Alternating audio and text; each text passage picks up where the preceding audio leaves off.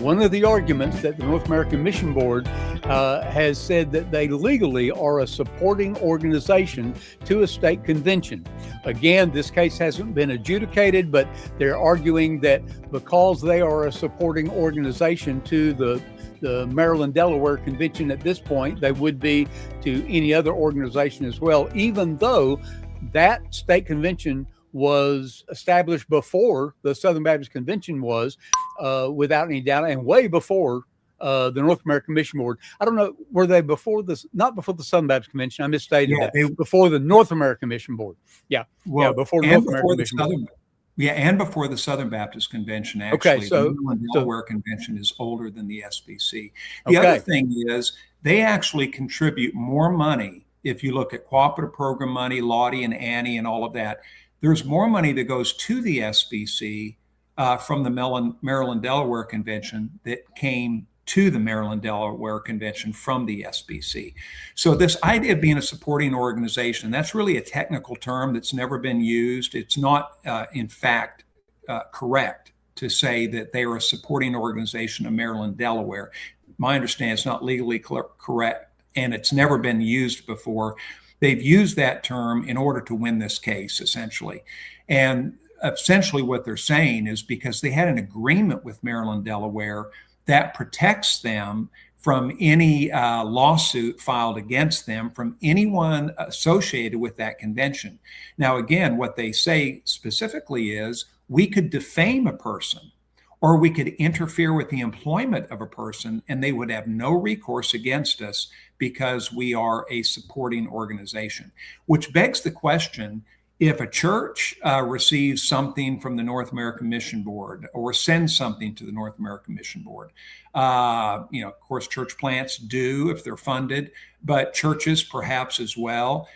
And maybe not just NAMB, it could be other SBC entities. If we are supporting each other and can be looked at in that way, the question is, could there therefore be descending and ascending liability in lawsuits? So that's a concern. If in fact we argue that if you're connected to each other in some financial way, can there then be ascending and descending liability in terms of lawsuits? Southern Baptists have always said, no, you can't do that because we're all autonomous. But NAMB's argument seems to open the door to the idea that maybe we're not all autonomous. Maybe we are connected, because that's what they're arguing, in such a way that we are protected by First Amendment privileges and First Amendment rights, actually. Well, and a lawyer, a legal team could go back and see these precedents of saying that, their supporting organization, or because there is a some type of cooperative arrangement or agreement, or there has been any kind of funds that have exchanged hands. And the reality is ABC Church, just over the hill and across the veil from where I am, if they give money to the cooperative program, you could go back and say, okay, that money goes to the executive committee, well, through the state convention first, then the executive committee, then it's dispersed to NAMB, IMB, seminaries, et cetera, and there is a connection of money at that point, even if they have not received any dollars or cents at that point. And so there's this connectivity that it seems they're trying to lead the court to believe that we're all connected under this one umbrella. We're one big Southern Baptist church.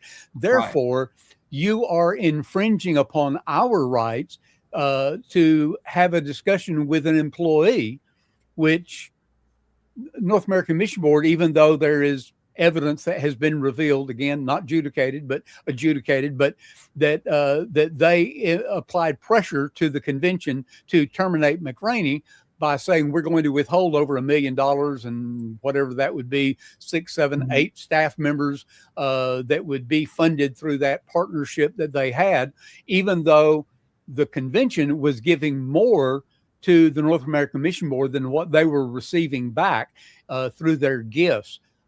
It's a real concern. Another way to maybe look at it is we're autonomous. And Southern Baptists have always said, the churches are autonomous from the conventions and from the associations. We're all autonomous.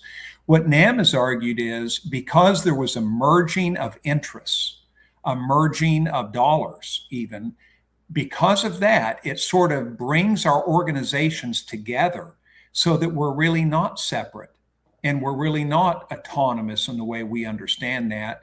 And therefore, we have no legal protection if one harms the other. We have no protection if one harms the other because we've merged together these interests and these dollars. Something also, this is a bit of a nuance, but in the hierarchical denominations like Roman Catholics and others, they have a court system in their denomination to adjudicate disagreements that they have with each other.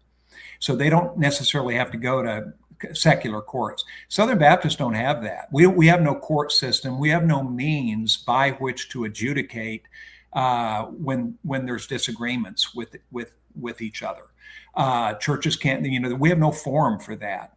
So that's something to keep in mind as well. So there's no real need for it, right? I mean, because we're not responsible to the Southern Baptist Convention, the Executive Committee, or North American Mission Board. We're all independent, autonomous, self-governing. Even when a convention or the convention meets with all the messengers, when they gather and they pass a resolution or something else. I saw a guy just the other day saying a resolution was coming out of the Southern Baptist Convention and was being advocated to become policy, in the government. No, I don't think so. But that's a statement of those messengers at that time. But this is putting in the court document that there is this connectivity.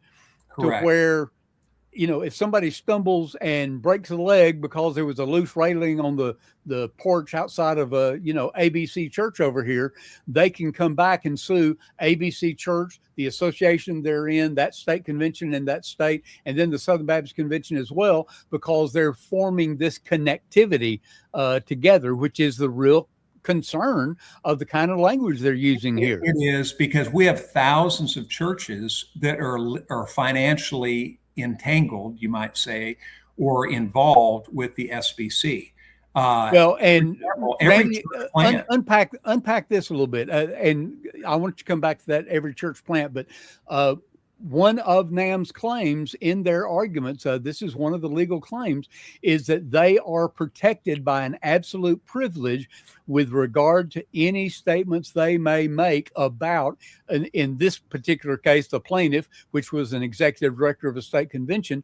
But in the umbrella, they're saying they're protected from anything they would say among any person, and that's protected by the First Amendment and religious freedom, that they have the right to do that as if they're all a part of the employees of the North American Mission Board.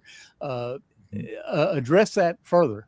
Well, maybe one way to understand that would be if you're a pastor of a church and a church across the town that's maybe another Baptist church, if they interfere with your church in some way, if they spread misinformation about you, if they defame your character, if they try to, if they try to actually infiltrate your membership in some way and to get you fired, for example, you would have legal rights against that church that was doing that to you, because you're two separate churches. You're not the same church.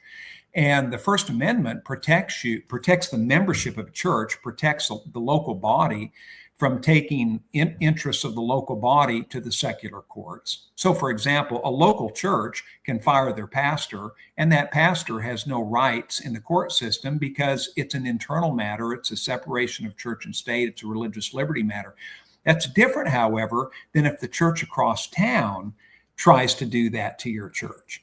That's essentially what we're talking here. NAMB is a different organization. They're the church across town, whether or not you partner with them in some way. And therefore, as the church across town, they don't have a right to interfere with you or to try to get you fired or to defame your character. They don't have that right. Now, what they have argued is they do have that right. Now, they say in McRaney's case, we didn't do that. But if we did do that, there's nothing you can do about it and nothing he can do about it, because we have that right and that First Amendment protection.